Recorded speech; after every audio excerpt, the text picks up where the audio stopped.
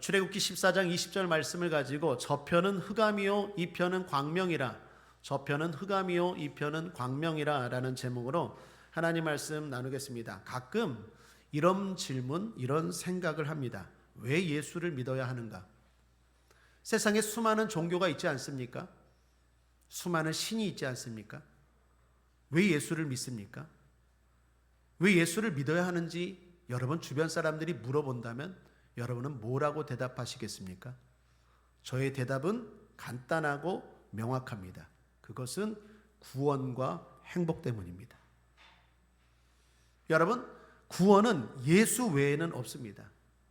성경은 다른 길이 없다고 말합니다.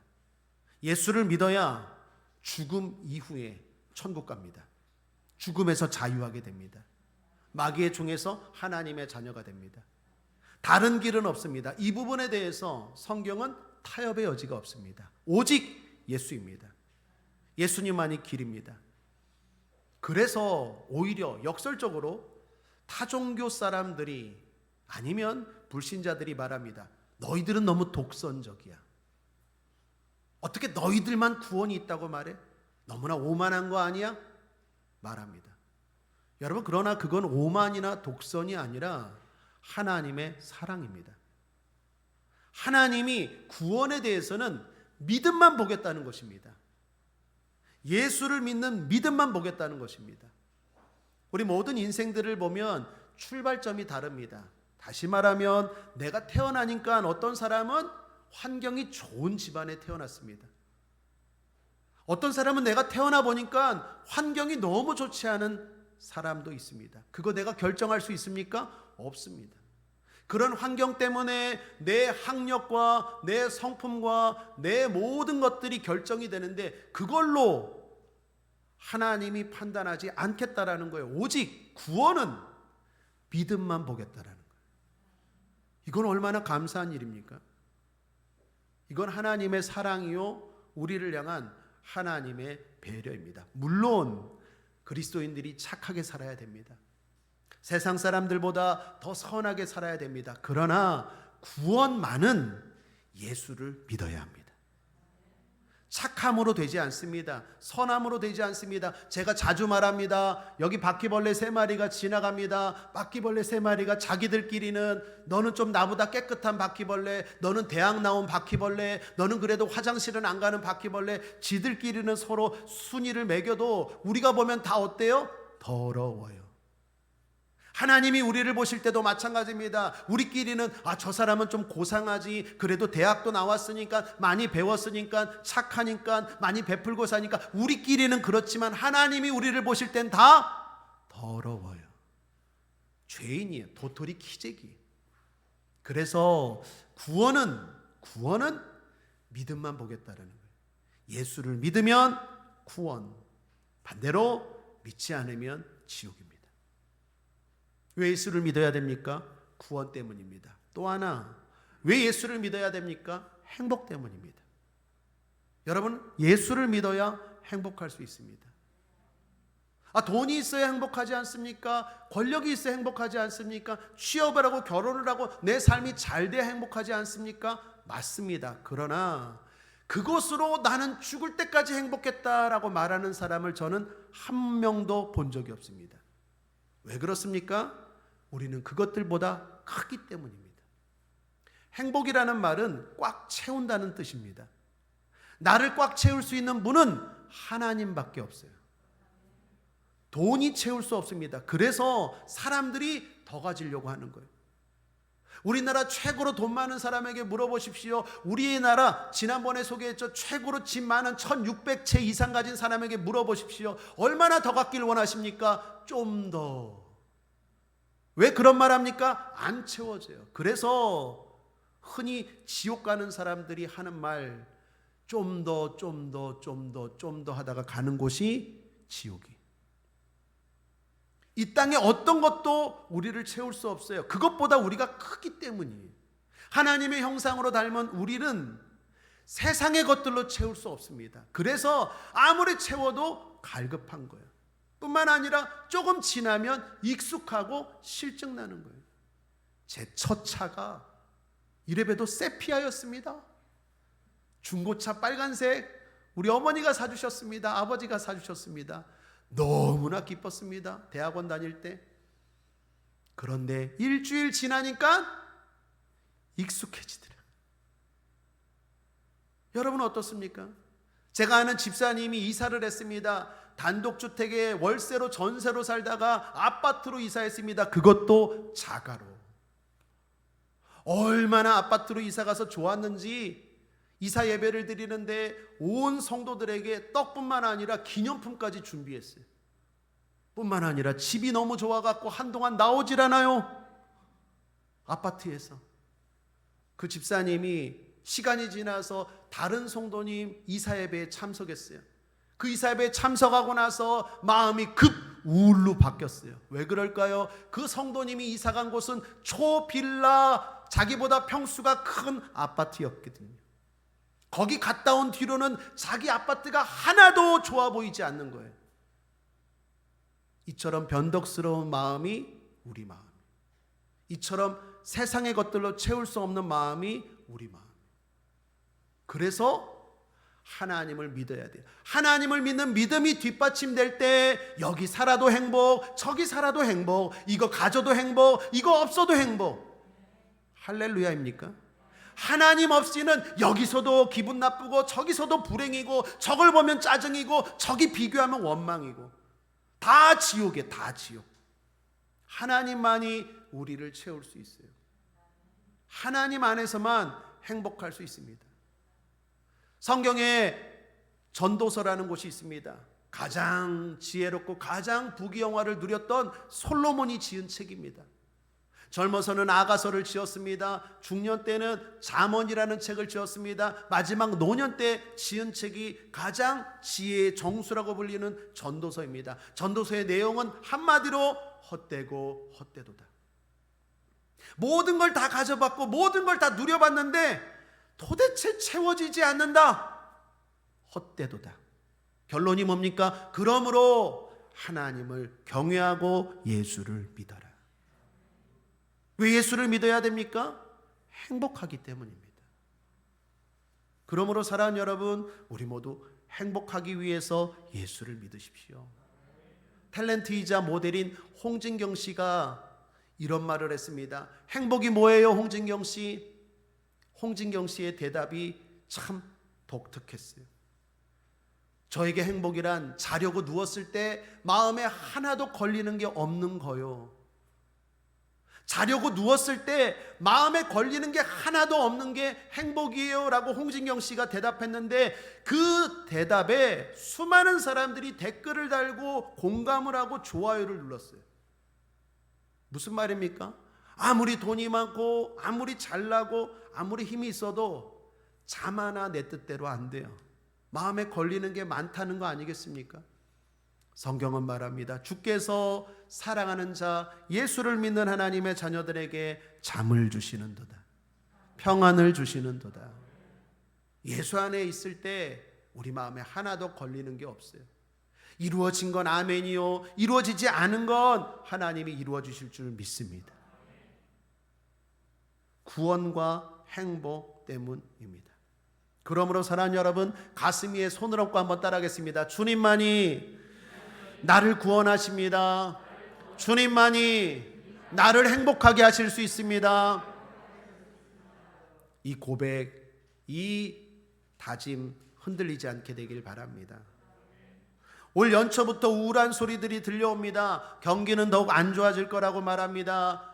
무역 수지 적자라고 말합니다. 취업은 더욱 안 될 거라고 말합니다. 명태라고 말합니다. 사람들이 일할 거리 없다고 말합니다. 저출산이 심해서 인구 절벽이라는 말까지 등장했습니다. 전염병도 계속 더 창궐할 것이라고 말합니다. 가족의 이원, 특별히 황혼 이혼이 늘어나고 자녀들의 탈선도 많아진다고 말합니다. 전쟁에 대한 위협, 자연재해, 또 이 올해는 어떤 참사가 있을까요? 연초부터 우울한 소리, 불안한 소리, 두려운 소리가 들려옵니다. 연초가 되면 제가 꼭 보는 책이 있습니다. 서울대 김난도 교수와 지필진들 여러 교수님들이 공동 집필한 트렌드 코리아라는 책입니다. 제 기억으로 17년 전에 처음으로 나왔는데 그때부터 지금까지 나올 때마다 사람들이 많이 보는 책입니다. 올 한 해를 전망하는 책입니다. 보통 10가지 키워드를 제시하고 올 한 해가 이럴 것입니다 라고 말하는 책인데 공감도 되고 재미도 있습니다. 2023년도 트렌드 코리아 김난도 교수님과 서울대 지필진들이 예상하는 10가지 키워드가 있는데 그 중에 제 마음에 공감되는 단어 하나가 있었어요. 뭘까요? 평균 실종. 올해 갈수록 평균이 사라진대요. 다시 말하면 중간이 사라진대요. 여러분, 나라가 건강하려면 중산층이 많아야 되죠. 교회가 건강하려면 중견교회가 많아야 돼요. 항상 중간이 많아야 되는데 우리나라가 갈수록 중간, 평균이 실종이 된대요. 양극화가 심해진다라는 거예요. 경제의 양극화, 이념의 양극화. 여러분, 양극화가 심해지면 어떤 일이 일어날까요? 갈등이 일어나죠.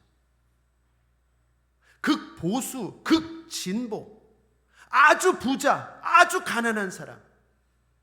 이렇게 돼버리면 갈등이 많아져요. 싸움이 많아져요. 상황은 어려운데 사람들은 싸워요. 희망이 없어요. 이것이 지금 작금의 시기에 우리의 상황입니다. 이럴 때 우리가 더욱 붙들어야 될 분은 주님인 줄 믿습니다. 주님만이 우리의 희망이고 주님만이 우리의 구원이고 주님만이 우리를 행복하게 하실 수 있는 분인 줄 믿습니다. 오늘 성경 20절 말씀을 보십시오. 마음에 큰 위로가 됩니다. 오늘 본문입니다. 함께 읽겠습니다. 시작. 애굽 진과 이스라엘 진 사이에 이르러 서니 저편은 구름과 흑암이 있고 이편은 밤이 광명함으로 밤새도록 저편이 이편에 가까이 못하였더라. 이스라엘 백성들이 출애굽해서 홍해바다를 건너는 상황에서 펼쳐진 일입니다. 한번 따라할까요? 저편은 흑암이요 이편은 광명이라. 한 번 더요. 저편은 흑암이요 이편은 광명이라. 여러분, 얼마나 위로가 됩니까? 사람들은 다 어렵다고 말할 거예요. 주님 없는 사람들은 또 말할 거예요. 힘들다, 내 삶이 어둡다라고 말할 거예요. 흑암이에요. 그러나 주님이 함께하는 사람, 주님이 함께하는 그곳은 광명이라고 오늘 성경은 우리에게 분명히 가르쳐 줍니다. 오늘 이 말씀이 우리에게 공감이 되고 더욱 소망이 되는 것은 시작과 결론이 우리랑 비슷하기 때문이에요. 이스라엘 백성들의 시작도요, 올해 우리처럼 암울했습니다. 3절을 보십시오.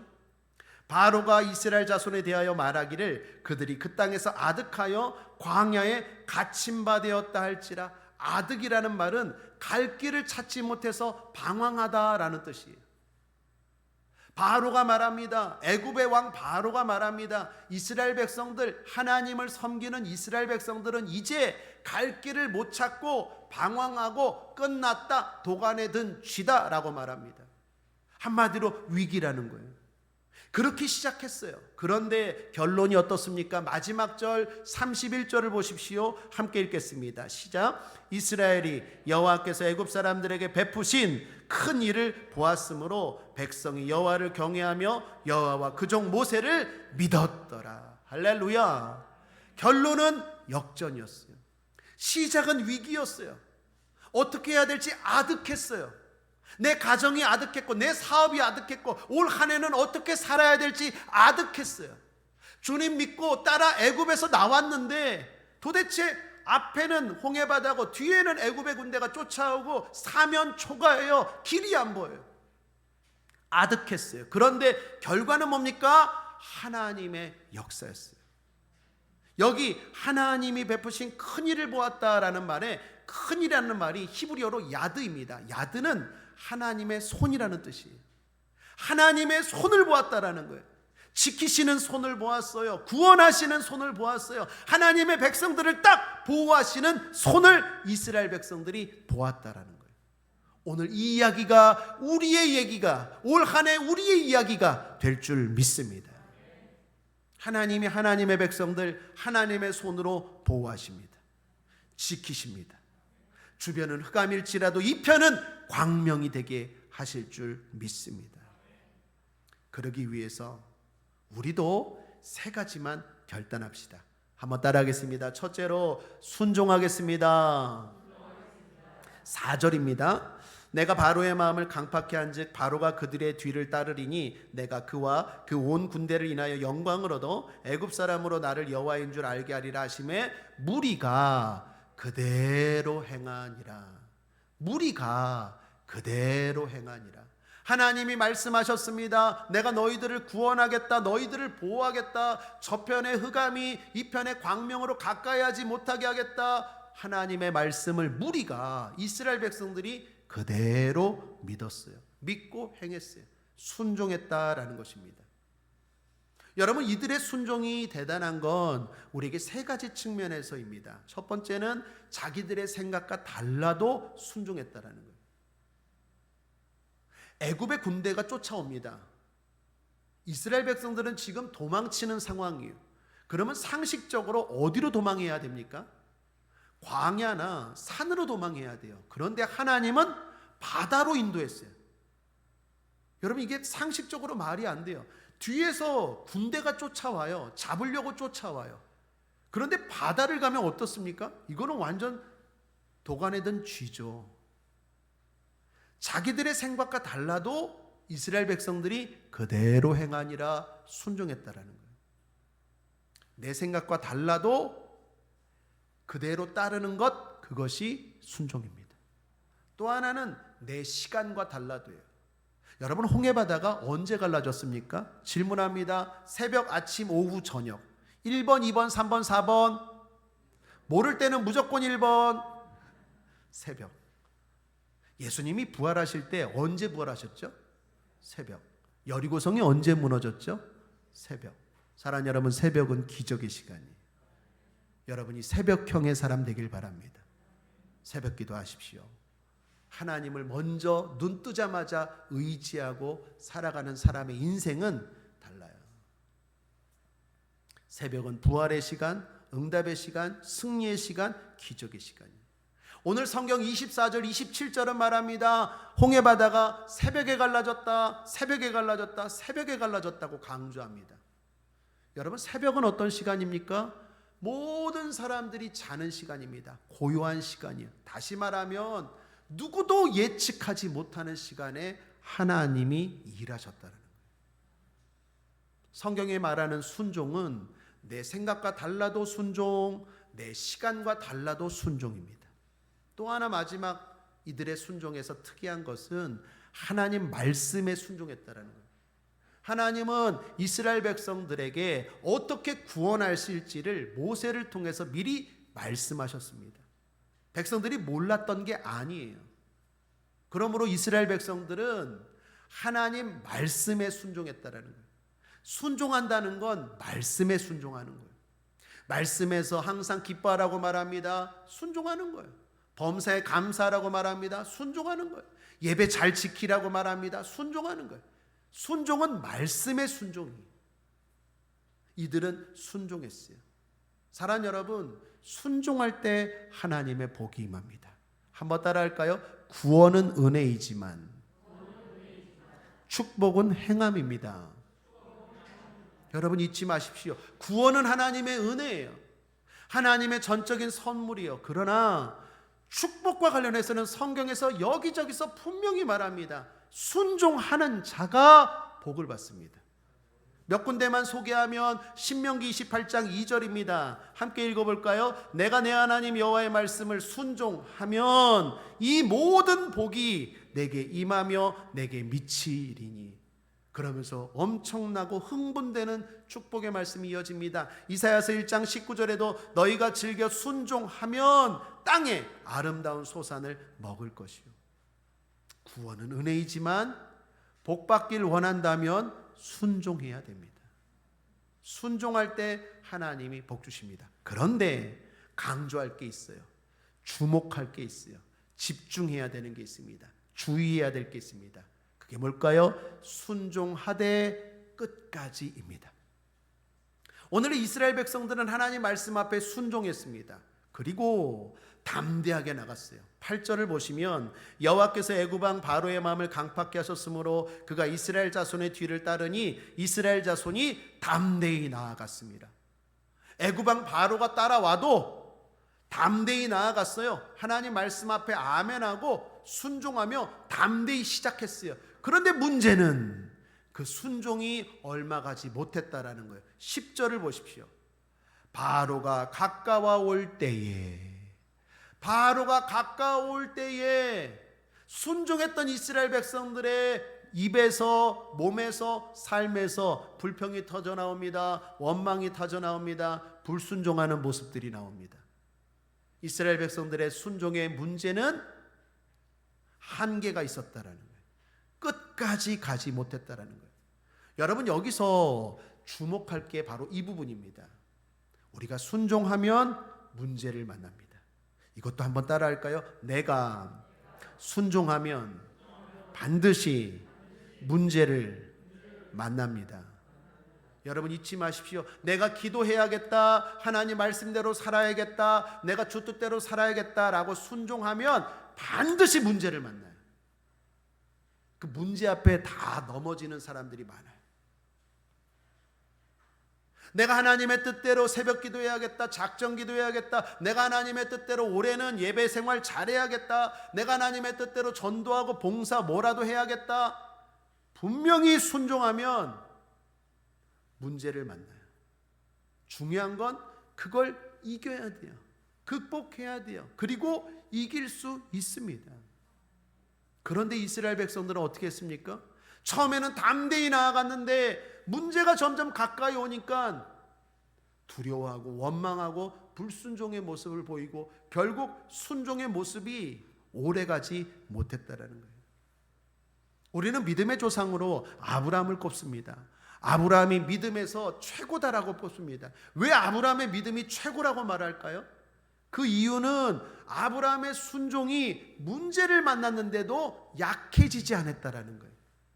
성경 로마서 4장을 보십시오. 19절입니다. 함께 읽어볼까요? 시작. 그가 아브라함이 100세나 되어 자기 몸에 죽은 것 같음과 사라의 태에 죽은 것 같음을 알고도 믿음이 약하여지지 아니하고, 알고도 믿음이 약하여지지 아니했대요. 여러분, 우리가 알다시피 아브라함과 사라는 아기가 없었습니다. 그냥 그런 사람들이었습니다. 그런데 하나님이 아브라함과 사라에게 엄청난 축복을 약속하십니다. 아브라함과 사라가 그 믿음, 그 약속을 믿었어요. 그리고 순종했습니다. 그런데 이게 웬걸이요? 순종은 항상 문제를 만난다고 했죠. 순종했는데 문제를 만났어요. 문제가 뭡니까? 하나님이 아들을 주신다고 했는데 내가 늙어가요. 내 아내는 출산을 못할 정도로 나이가 들었어요. 경수가 끊어졌어요. 문제를 만났어요. 이걸 알고도 믿음이 약하여지지 않았대요. 그러니까 믿음의 조상이 되는 거예요. 여러분, 오늘 연초입니다. 아직까지 1월입니다. 우리로 하면 설날이 아직 돌아오지도 않았어요. 연초에 여러분들 분명히 뭔 원칙을 세우고 순종하겠다 결단하고 다짐하면 100% 반드시 문제를 만날 거예요. 중요한 건 이기시길 바랍니다. 믿음이 약하여지지 않게 되길 바랍니다. 순종이 불순종으로 바뀌지 않게 되길 바랍니다. 아브라함은 어떻게 했습니까? 결국에 하나님의 그 놀라운 축복을 받았고 결국 복의 근원이 되었습니다. 하나님은 반드시 우리를 축복하십니다. 흔들리지 마십시오. 순종하되 끝까지 합시다. 두 번째, 따라하겠습니다. 기도하겠습니다. 예수를 믿어도 문제가 생기죠. 그런데 불신자와 성도의 차이는 뭡니까? 기도입니다. 불신자는 문제가 생기면 염려로 연결해요. 그러니까 해결은 안 되고 상황만 악화돼요. 성도는 어디로 연결합니까? 기도로 연결해요. 하나님께 연결해요. 그러니까 해결이 되고 나도 편한 거예요. 빌립보서 4장 6절 7절에 말합니다. 문제가 생겼느냐? 아무것도 염려하지 말고 오직 모든 일에 기도와 간구로 하나님께 아뢰라. 하나님께 연결하라. 그리하면 모든 지각에 뛰어나신 하나님의 평강이 너희 마음과 생각을 지키시리라. 예수를 믿어도 문제가 생겨요. 어려움이 생겨요. 그러나 걱정하지 마십시오. 하나님께 연결하십시오. 하나님께 맡기십시오. 그러면 해결도 되고 나는 자유롭습니다. 행복합니다. 그런데 예수님을 없는 사람, 예수님을 모르는 사람은 자기가 짊어져요. 염려로 꼭 연결해요. 그러니까 안 그래도 힘든 인생이 더욱 힘들어지는 거예요. 우리는 주님께 연결하고 기도해야 됩니다. 그런데 문제는 뭘까요? 강조하고 싶은 건 뭘까요? 주의해야 될 게 뭘까요? 기도의 집중도입니다. 여러분, 성도라면 기도 안 하는 성도 있을까요? 없어요. 오늘 예배 시간에만 해도 기도하잖아요. 교회를 다니는 사람들 치고 기도 안 하는 사람 없어요. 다 기도합니다. 그런데 문제는 뭡니까? 기도한다는 사실은 똑같은데 기도하는 정도는 달라요. 이게 승패에 엄청난 차이가 있어요. 여러분 잘 보십시오. 오늘 성경이 그걸 가르쳐줘요. 13절을 보시면 애굽의 바로왕과 강력한 군대가 이스라엘을 쫓아왔습니다. 그때 모세가 이렇게 말합니다. 모세가 백성에게 이르되 너희는 두려워 말고 가만히 서서 여호와께서 오늘날 너희를 위하여 행하시는 구원을 보라. 너희가 오늘 본 애굽의 사람을 또다시는 영원히 보지 못하리라. 여기 이 문장에서 강조된 단어가 보라입니다. 보라. 하나님의 구원을 보라. 하나님을 보라라는 거예요. 여러분, 본다는 것은 두려워한다는 것입니다.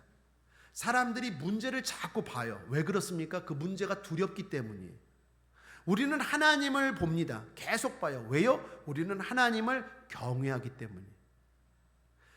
싸움의 승패는 보는 데 있어요. 기도는 보는 것입니다. 기도할 때는 하나님께 집중해서 봐야 돼요. 그렇지 않으면 기도를 하면서도 실패하고 기도를 하면서도 응답이 없어요.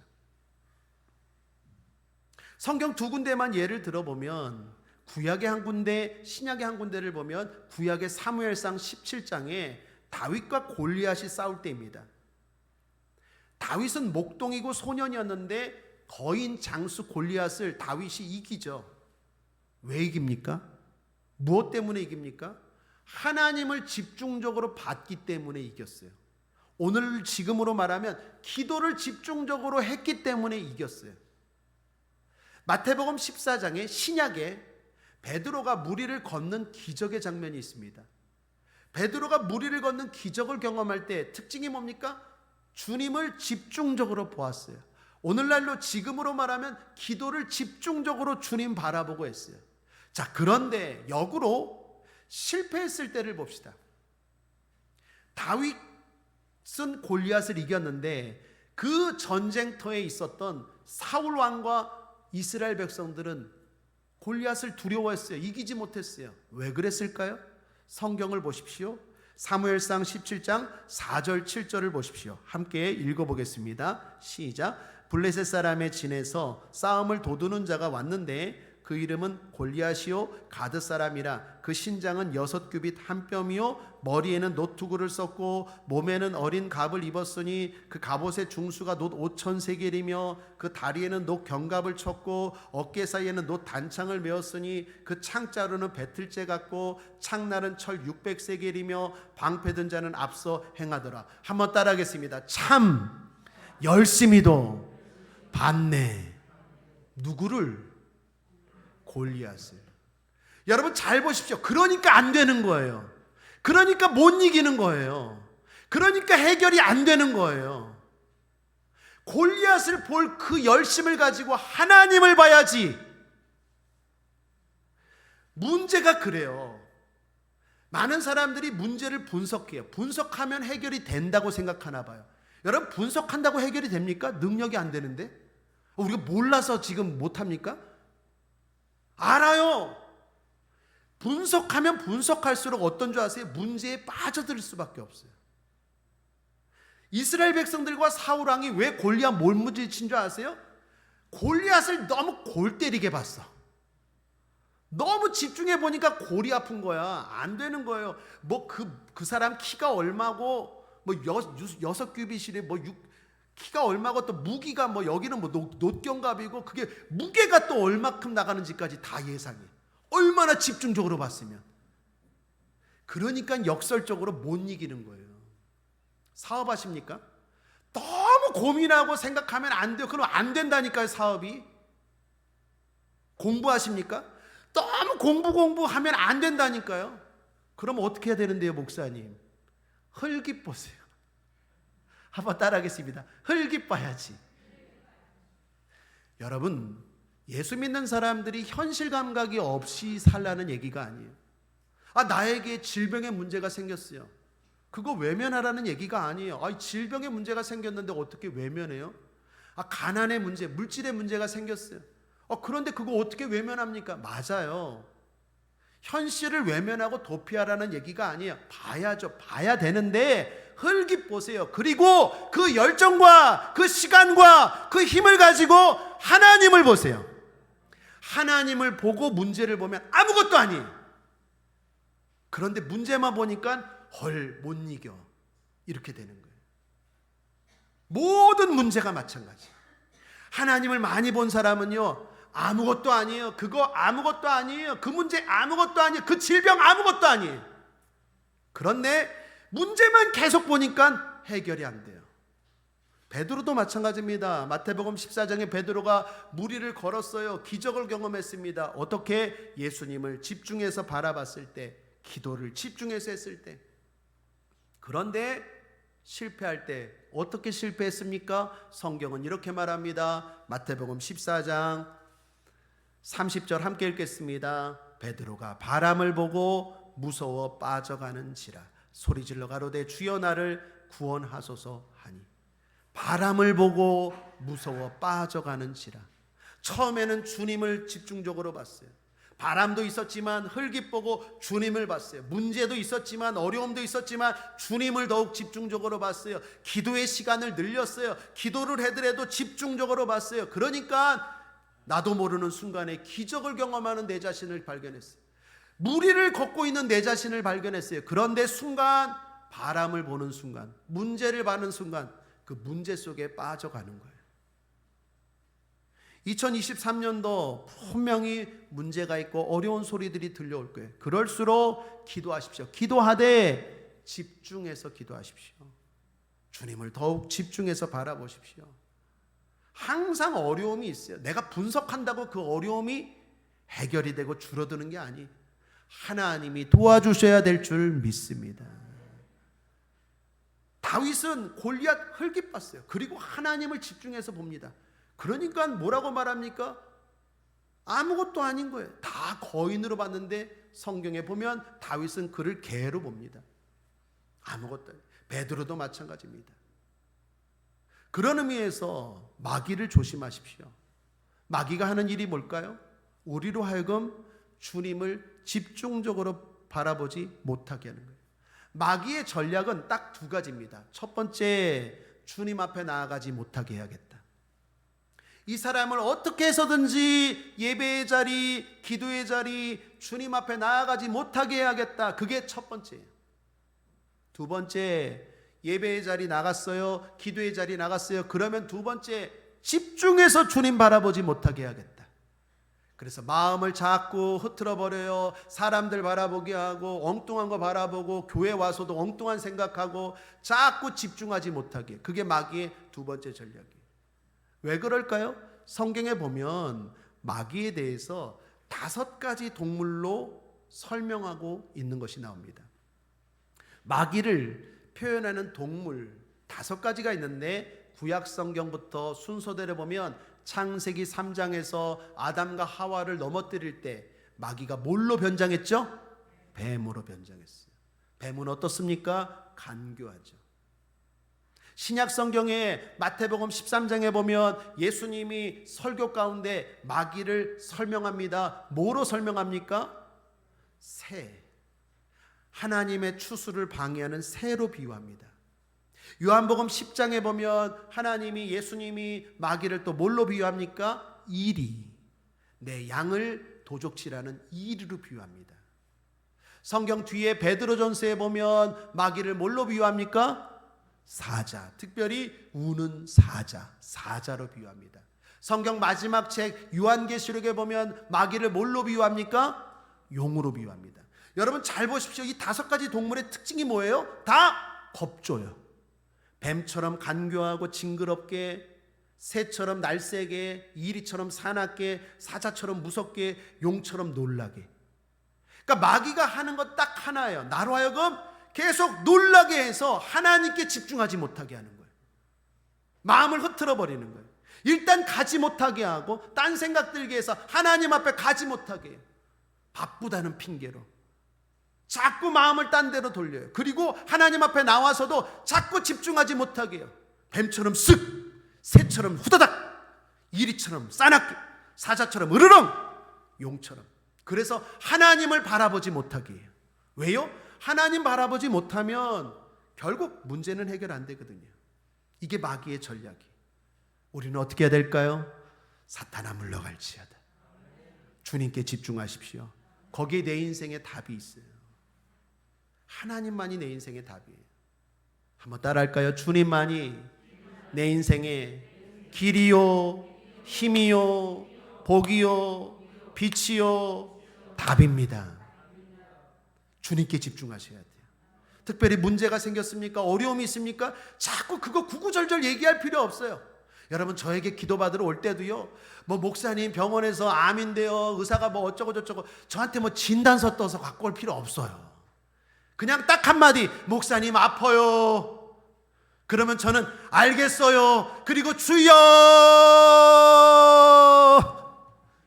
아멘이십니까? 구구절절 설명할 필요 없어요. 목사님 사업이 어쩌고 저쩌고 저쩌고 저쩌고 저쩌고 저쩌고, 나는 부동산도 모르고 사업도 몰라요. 나한테 설명할 필요도 없어요. 그냥 말하세요. 목사님 어려워요. 저는 알겠어요. 그리고 손잡고 주여. 무슨 말인지 아시겠습니까? 하나님께 집중하셔야 돼요. 하나님께. 그럴 때 하나님이 길을 열어주시고 우리의 삶에 답을 주실 줄 믿습니다. 마지막 3번째 따라하겠습니다. 주님, 조급해하지 않겠습니다. 순종하겠습니다. 끝까지 기도하겠습니다. 집중적으로. 그러면서 마지막, 조급해하지 않아야 돼요. 오늘 모세가 이 홍해바다 앞에서 강조한 말이 있습니다. 그게 뭘까요? 가만히 서 있어라. 너희들은 가만히 서 있어라. 13, 14절을 보십시오. 모세가 백성에게 이르되 너희는 두려워 말고 가만히 서서 여호와께서 오늘날 너희를 위하여 행하시는 구원을 보라. 너희가 오늘 본 애굽 사람을 또다시는 영원히 보지 못하리라. 여호와께서 너희를 위하여 싸우시리니 너희는 가만히 있을지니라. 가만히 있으래요. 여러분 생각해 보십시오. 하나님이 이스라엘 백성들을 구원하시기 위해서 홍해바다를 마르게 하십니다. 이스라엘 백성들이 하나님을 도와준다고 바켓을 들고 바닷물을 퍼낸다고 생각해 보세요. 도움이 되겠습니까? 아무런 도움이 안 돼요. 하나님이 하시는 일에 나는 도움이 안 돼요. 이스라엘 백성들이 해야 될 일은 뭡니까? 가만히 있는 거예요. 그런 의미에서 우리도 한번 따라할까요? 주님, 가만히 있겠습니다. 나는 가만히입니다. 가만히 있으십시오. 자, 그런데 이 가만히 있다라는 말의 뜻을 잘 알아셔야 돼요.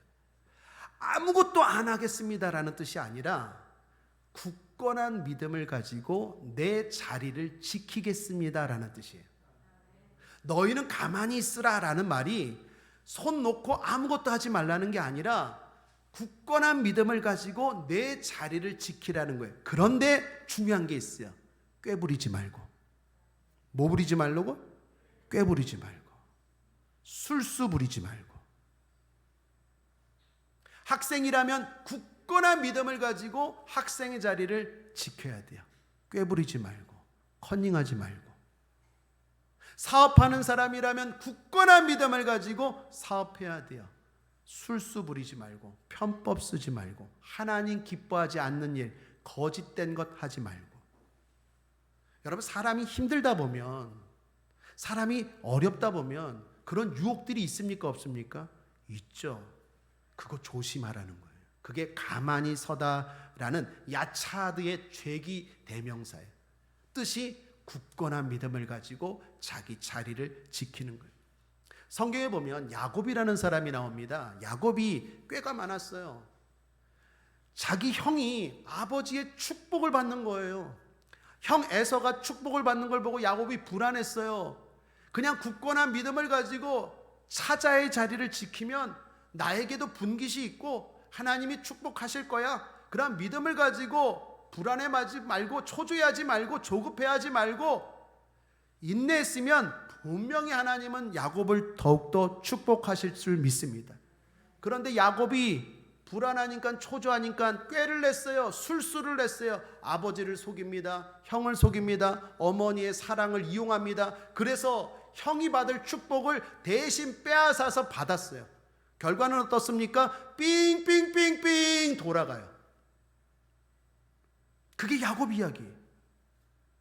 남들은 그냥 쉽게 하는 결혼도요 7년 동안 노동해서 결혼해요. 7년으로도 안 됐어요. 자기가 원하는 여자 못 얻었어요. 삼촌, 자기보다 거짓말 더 잘하는 삼촌 라반, 거짓말의 대가 만나갖고 또 7년을 일해요. 그래서 14년 일해서 결국 자기가 원하는 라헬과 간신히 결혼해요. 그리고 삥삥삥 돕니다. 나중에 창세기에 보면 야곱이 애굽왕 자기 아들 요셉 때문에 바로왕 앞에 섰을 때 이런 말을 해요. 내가 험악한 세월을 살았나이다. 이거 틀린 말 아니에요. 사랑하는 여러분, 하나님 믿지 못하고 자꾸 꾀부리잖아요. 그럼 인생이 험악해져요. 다시 말하면 돌아가요.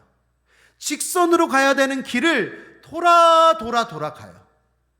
그러므로 사랑하는 여러분, 조급해하지 마십시오. 술수 부리지 맙시다. 마지막입니다. 가슴에 손을 얹고 따라하겠습니다. 주님, 불안하지 않게 하옵소서. 조급해하지 않겠습니다. 초조해하지 않겠습니다. 나를 불안케 하는 마귀야, 떠나갈지어다. 물러갈지어다. 아멘입니다. 아멘. 하나님 여러분 축복하십니다. 하나님 좋으신 하나님이세요. 우리 머리털까지 세심바 되셨대요. 제가 오늘도 아침에 머리 감다가 엄청 머리가 빠져서 스트레스 받았어요. 그런데 그 머리털까지도 세시는 하나님이 우리가 필요한 거 모르겠습니까? 좋으신 하나님 아버지라니까요.